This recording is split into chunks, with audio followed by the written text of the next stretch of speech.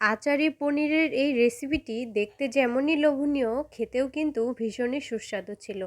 আজকাল এত পরিমাণে রোদের তাপমাত্রা, লাল আর ঝাল তরকারির চেয়ে আচারের স্বাদে এই রেসিপি এনে দিতে পারে আপনাকে শান্তি এবং প্রশান্তি। তো হ্যালো বন্ধুরা, অনুজ কিচেন ভেজে আপনাদের অনেক অনেক স্বাগতম। তো এই সুস্বাদু পনিরের রেসিপিটি তৈরি করার জন্য নিয়েছি দেশি আলু। তো দেশি আলুটাকে লবণ দিয়ে ভালোভাবে সেদ্ধ করে নিলাম। তো তারপর এখানে দুধ থেকে ছানা কেটে নিয়েছি। অপরদিকে আলুগুলো ভালোভাবে সিদ্ধ হয়ে গেলে আলুর মধ্য থেকে চোষা ছিলে নেব। তো এখানে খুব ভালোভাবে পরিষ্কার করে ছিলে নিয়েছি। তো তারপর এখানে লাগবে বড়ই। তো এখানে আধা পাকা বড়ই নিয়েছি কয়েকটা। তারপর ছানা থেকে পনির তৈরি করে নিয়েছি। তো অপরদিকে একটা কড়াই বসিয়ে দিয়ে এখানে দিয়ে দিলাম শুকনো লঙ্কা আর তেজপাতা। তো একটুখানি তেল দিয়ে ভালোভাবে কড়াইটা গরম করে নিয়ে তার মধ্যে দিয়ে দিব পাঁচফোড়ন, যেন কড়াইটা গরম হয়ে যায় এবং সুন্দর একটি ফ্লেভার আসে, ততক্ষণ পর্যন্ত আমি কড়াইটাকে গরম করে নিব।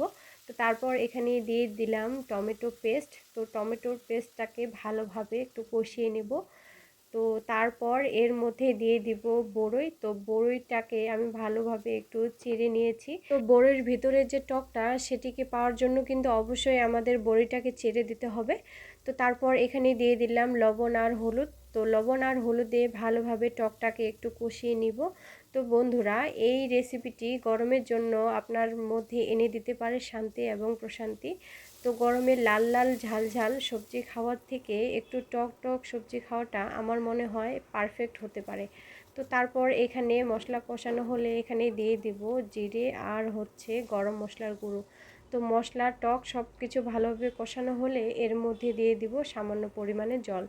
তো জল দিয়ে ভালোভাবে মশলাটাকে আবারও কষিয়ে নিব এবং গরম হয়ে গেলে এটা নামিয়ে নিব। তো বন্ধুরা, দুধ থেকে ছানা বের করার সময় তাতে যদি দু এক ফোঁটা লেবুর রস দেওয়া যায় তাহলে কিন্তু খুব সুন্দর একটা ফ্লেভার চলে আসে।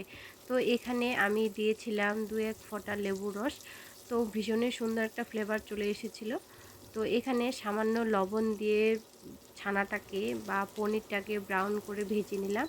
তো এটা এখন নামিয়ে নেব এবং বাকি তেলের মধ্যে দিয়ে দিব সিদ্ধ করে রাখা দেশি ছোট আলুগুলো।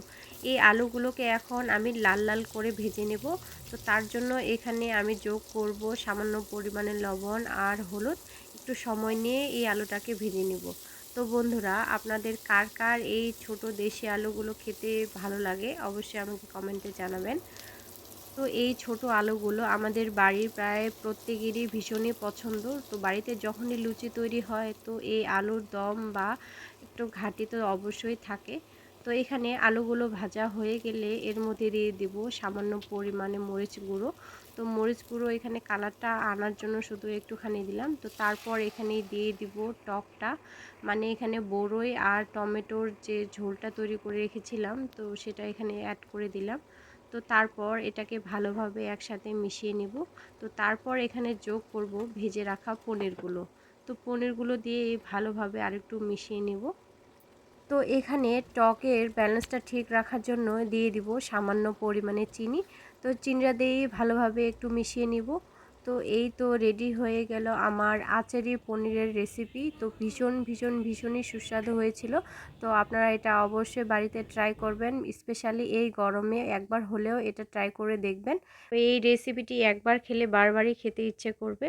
তো আশা করি সবাই তৈরি করবেন। ভালো থাকবেন। হরে কৃষ্ণ।